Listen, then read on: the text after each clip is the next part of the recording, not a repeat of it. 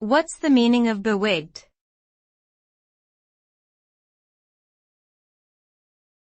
Bewigged.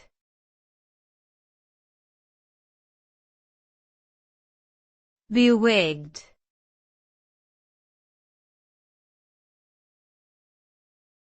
Bewigged.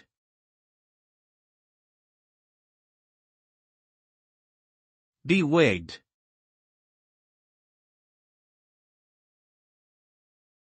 The word bewig refers to someone wearing a wig, typically a powdered wig that was popular in the 17th and 18th centuries. These wigs were often worn by people of high social status, including judges, politicians, and even some military officers.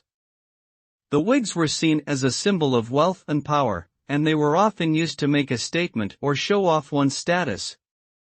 Today, the use of wigs is much less common, but the word bewigged is still used to describe someone who was wearing a wig, particularly in historical contexts or in theatrical performances that require the use of a wig for a certain character.